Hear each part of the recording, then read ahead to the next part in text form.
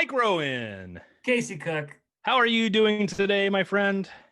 I'm doing pretty well because for us, and I know it's not for our viewers, but for us, it's Monday, November 2nd. Yes, it's the day before the election as I record this, and we're hoping to launch this on November 10th. So right now, you don't know what we know, and we don't know what you know about the state of the world right now. Yes, don't worry, we'll catch up and we'll be with you soon. But today we are going to talk about something very interesting. We are interviewing our dear friend Michael Bussewitz-Quarm, and we're going to be talking about her work and some commission consortiums and how technology is helping her get music made around the world. Yeah, absolutely. And so Michael's work has really for a long time been about social issues, things like refugee awareness, things like environmental crises in the ocean, and gun violence, all of those things. So her work has always been really engaging for choruses, but now we're in real like a new state, and we're going to talk about how she has transformed her projects and been able to tell that story. This series, sometimes it's about, pushing technology to its limits and really taking advantage of everything that we possibly can while we're not in person. But other times it's just kind of about rethinking the whole choral concept and what can engage a group of people who want to sing about something they care about. So I'm really looking forward to this episode.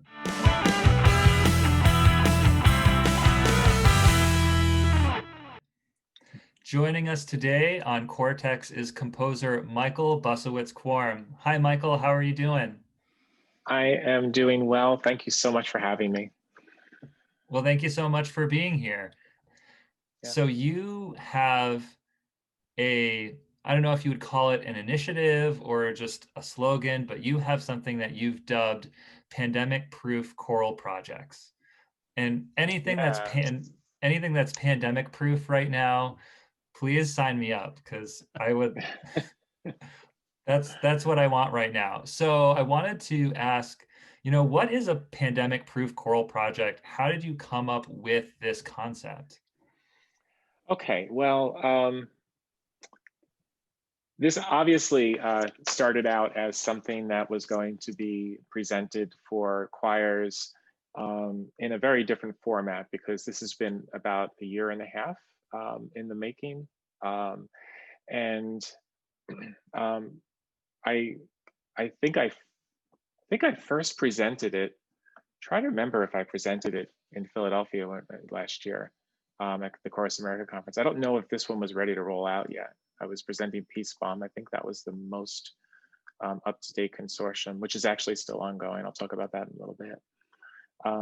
Actually, most of our projects are ongoing because they've been postponed, from where they were in the middle of the year to, a lot of projects lost performances and commissions and, lost premieres. So I am juggling probably around 4 consortiums right now, 2 that are active and then 2 that were active and are being extended, through the pandemic. Mm-hmm. But we actually got in before we knew how bad the pandemic was.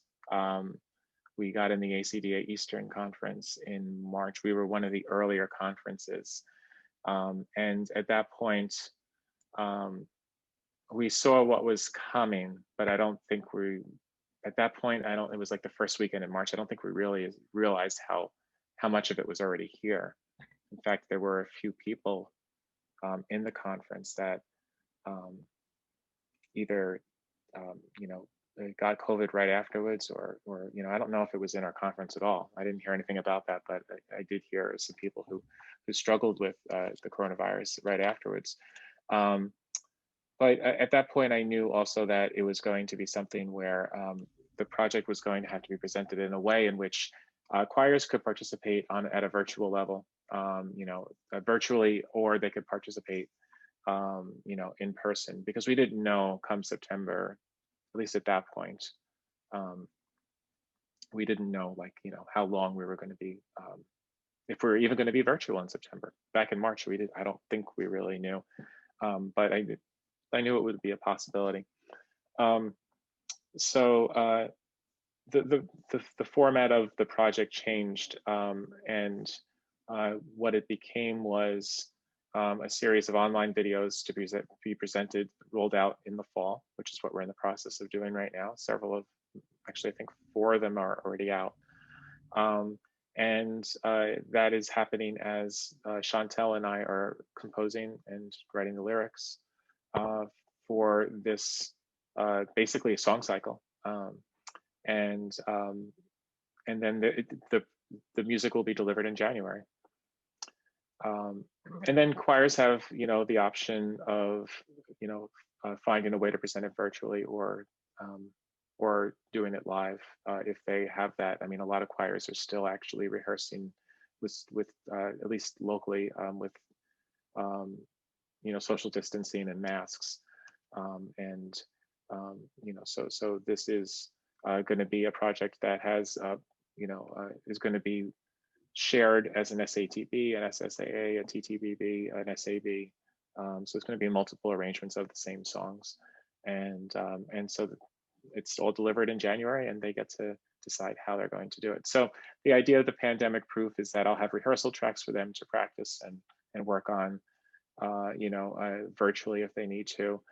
That'll be given in January. But also this whole another element of having a video series of panel discussions. Sounds kind of boring. I probably should come up with a more interesting, for high school kids and middle school. To us, it sounds exciting. I love panel discussions, but to a high school kid, might not necessarily hear panel discussions. But it's basically, the 6 of us talking about the photography exhibit, which I just realized I haven't said anything about yet.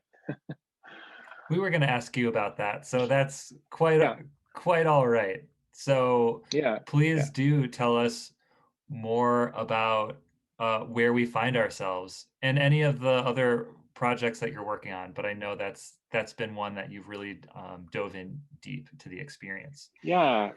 So I'll start with this project, since we're talking about it as a pandemic-proof project. I got the chance to travel down to North Carolina last year. I had a commission in the beginning of the year. It was actually from, I guess, 2018 to 2019. I guess I signed on in 2018, and the rehearsals and the concert were, I traveled up in February of 2019 for a weekend retreat. I traveled down to Raleigh, North Carolina, and man, it's beautiful down there. It's just gorgeous. And then the concert was in April, so I got to travel down again. Actually, we drove down as a family from Long Island, and that area is just. I think April is probably their best month because it's right before it gets very, very hot. Yet, it's like just gorgeous time. Up here on Long Island, you're still just beginning to get buds on the trees at the end of April, and it still is a bit chilly. But down there, you could wear shorts and a t-shirt.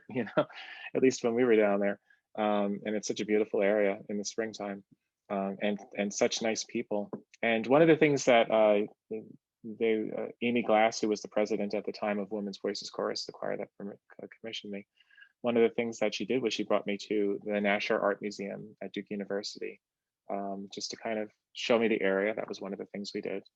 I had at the cafe there, I had my first taste of fried green tomatoes. I had a fried green tomato sandwich, which I think is like traditional in the area. I always like to try something. That and barbecue is also a big deal in Raleigh, North Carolina. And in this case, I guess Duke University is in Durham, if I'm not mistaken. I think Raleigh is UNC, is Chapel Hill.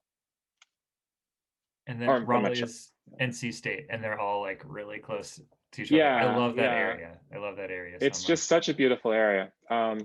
So anyway, so she took me to the National Museum, and there was this photo exhibit. I'll share with you the first image that I saw as I walked in.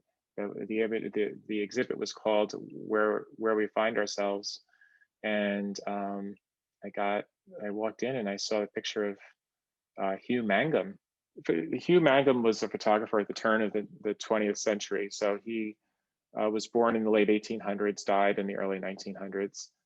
He basically took photographs of people from around the Raleigh-Durham area. He would set up like a photo studio, and then he would travel from town to town, and people would come into his studio and get their photos taken. The photos are just so incredibly powerful. Beautiful play of light on these photos, and just a beautiful portrayal of the people of that community back then. Their expressions, their eyes. Hugh Magnum brought out just the humanity of each person that came in front of him. He basically made these photos about the subjects and brought out the inner self of each of these people. These photos, well, you see that there's, that some of these glass slides are damaged. Some of them are actually two glass slides on top of each other. What's beautiful about this is that all these slides were lost. They were left after he died. They were left in on a shelf in the barn where he had worked, and they were left there for decades. They were just left there. And once they were discovered, they were brought to the National Museum, and that's where Margaret Sartor and Alex Harris, the photographers, actually I think Margaret at first, where she found them. They were brought to Nasher. They were brought to Duke University, and then that's where she discovered them.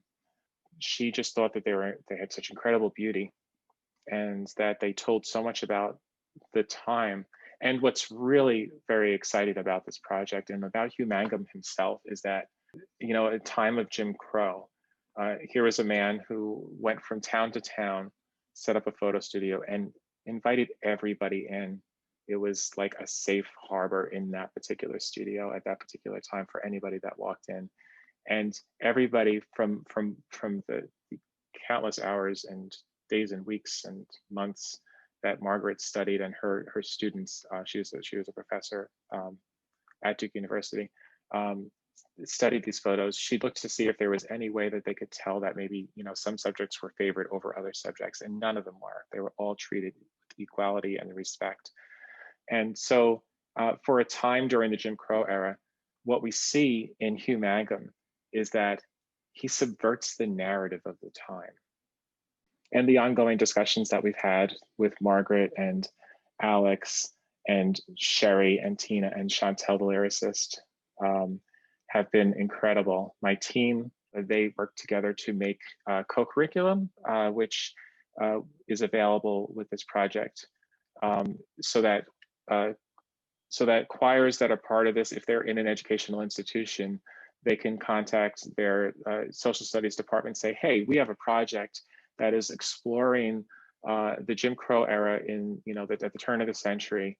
Would you like to work on this project with us, and explore these photos with us? So art, history, language arts, and photography are the 4 subjects that we have a co-curriculum set up for this project with as well.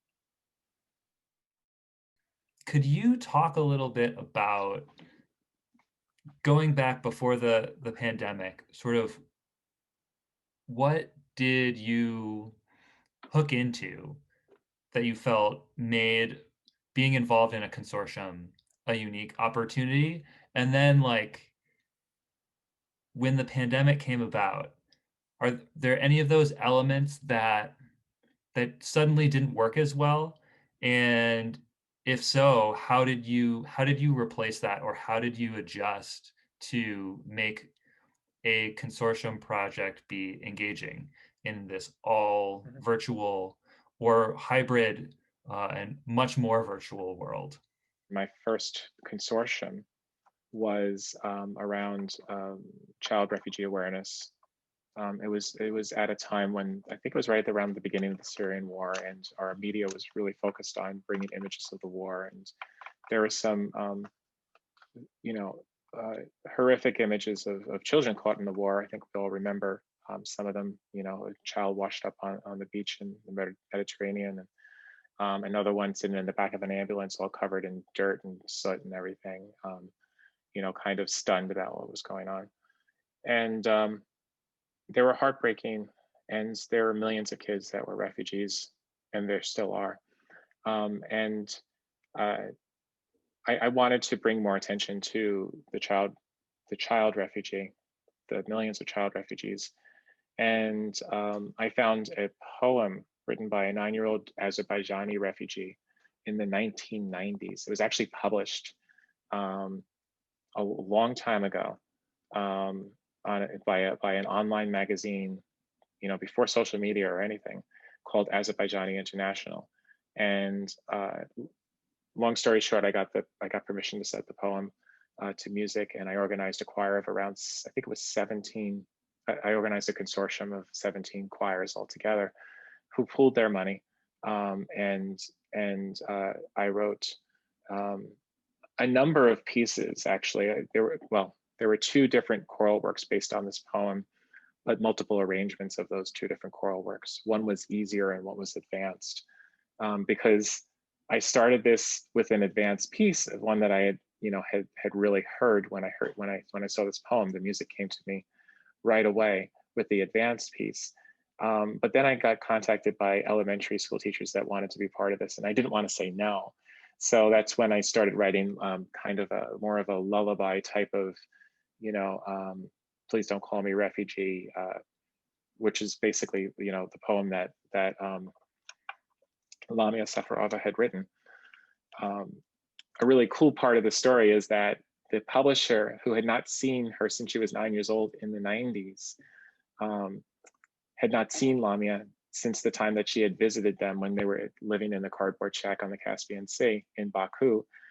She actually set out to find her 30 years later by contacting one of her, she's been to, back and forth to Baku and to California where she lives, the publisher, that is. And she actually contacted one of her, the people that she knew in Paris, and they contacted people in Baku, and they found Lamia. They actually found her after this consortium because they wanted her to know that her poem was being sung by hundreds of singers, with 17 different choirs in 4 different countries. There were a couple of Middle Eastern countries, choirs in Middle East, and then there was a choir in Great Britain, and then the rest were in the United States that were part of this consortium. And Lamia is just thrilled that her poem that she wrote when she was living in a cardboard shack on the Caspian Sea back in the 90s is actually still, is being sung, like it was discovered and is, being sung by all these choirs. And we're actually Facebook friends now, which is really just amazing. And right now they're going through a really rough time because there's another war, same exact type of war between Armenia and Azerbaijan. And the bombing is like within 100 kilometers of where she lives, which has got to be very traumatic for, a former refugee. So that was my first taste of, forming a consortium, and the story associated with it was so amazing. Finding Lamia, having such excitement from the publisher that the music was being set, making a difference in Lamia's life because she received part of the commission. It was just such an amazing experience that I realized that this was a model that just was such a beautiful model. All these different choirs were performing it in the first year that the piece was written. It wasn't like one choir commissions it, they perform it, and then you have to do all this marketing to get the word out. You have 17 choirs performing it, and they're telling their colleagues about it. It's getting into reading sessions. You're not at the mercy of one performance, which could be a very excellent quality live performance, or something could have gone wrong with the recording equipment or something like that, and then you don't have that great recording at the beginning that you need to to share with other choirs to market it. And so you have all these different choirs performing it in the first year. So the model was just something that really appealed to me. The energy around the cause was something that really appealed to me, in this case, raising awareness for child refugees. And then I guess a year after that, Paul Rudoy came along with consortio.io. And not only is it a really wonderful platform, but it's run by a really wonderful man, and he's got a great team. And the fact that he just really cares about each composer that puts something up on his platform. And so I actually use this platform a lot now in terms of recruiting choirs, not necessarily recruiting choirs, but organizing the consortium. I just feel it's the coolest thing, like that this is all a journey that we're going on together from the beginning. And that is a difference from the way it was before the pandemic. The fact that, and I'm going to keep this idea, this idea of forming a team around the, the consortium for future projects, so that we can have these online discussions and then make it available to the choir so they could see like all the depth that goes into the lyric creation and the music and whatnot. What can conductors and choruses that are experiencing this new way of doing things, what advice do you have, or what can we do to support composers who are trying to reach new audiences?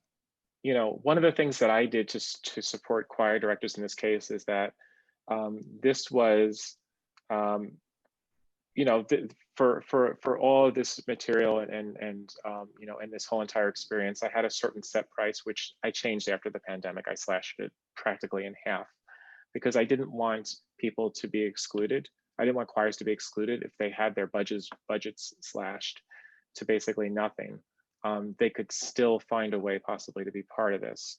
Whereas, and I think that's why there's been so many choirs that have been able to join at this point, and probably a number more that will join in the second half and combine the two seasons together, in the spring.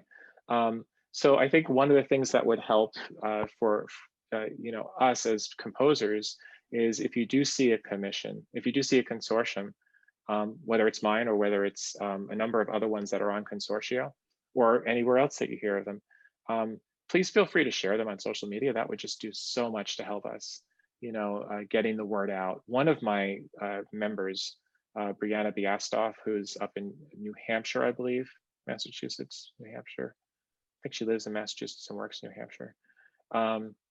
She started sharing with all of her colleagues about, this project after she heard about it. She got very excited about it. Your composers, let the material speak for itself also. I mean, if you put passion into it and you got a good project, it will sell itself. People will want to share it, which is what's been happening here, both down in the Raleigh-Durham area and also in New Hampshire. And so she actually shared it with her colleagues, and I think she got 4 other choirs to join. And not only did they all join, but she took it a step further. They formed their own little Facebook group and started talking about like how they're going to like create this project, and how they're going to bring this project to life virtually for those that are virtual. One other thing I should mention about this project, which I think is also neat, with something that composers can do and choir directors can do, is that if these choirs are doing a virtual performance of this, we're going to be providing the slides of the photographs from the exhibit that they could put into their video presentations, their video premieres. In this case, it's obviously about photography, so it fits very easily into being able to bring those photos up. But Chantel and I are writing the different movements or the different songs in this song cycle with certain photographs in mind at certain points. And so, Margaret and Alex, the photographers and curators of the exhibit, were kind enough to give permission to, they actually shared the entire photo collection that is in this book. This book has tons of photos in it, like throughout the entire book. I'm not going to go through them now because it would take forever. But there's actually on the website, go into projects where we find ourselves.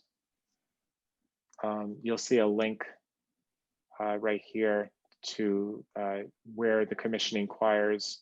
This is just an introductory page that shares like information about the project. But right here, you click on this, it's password protected. Then this gives access to all the videos.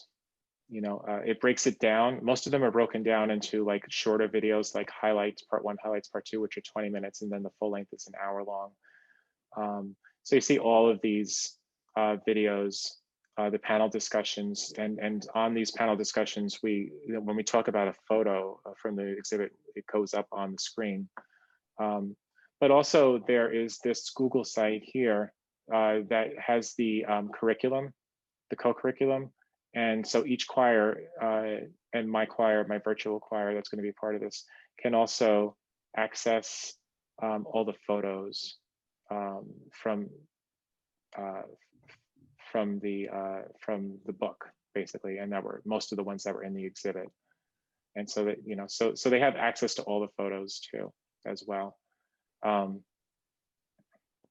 So I answered your question, but then I shared a bunch of other stuff too, because I felt that it was important to the project, and also for for composers to see how this particular model was put together. And I feel really grateful that Tina Sayers is part of this. I should just give her a shout out, because she's the one that wrote the co-curriculum, the PDFs that we're going to be sharing that we've shared with all the different choirs, and she's the one that put together this Google website that has all the photographs on it as well. She's done a lot of work to make this as such an incredibly full journey, including all the material that we have we've had access to create the songs actually. Michael, again, thank you so much for sharing all of this with us and giving us all inspiration on how we can rethink the experience of what we're doing with choral music during this time. Appreciate it. Well, thank you.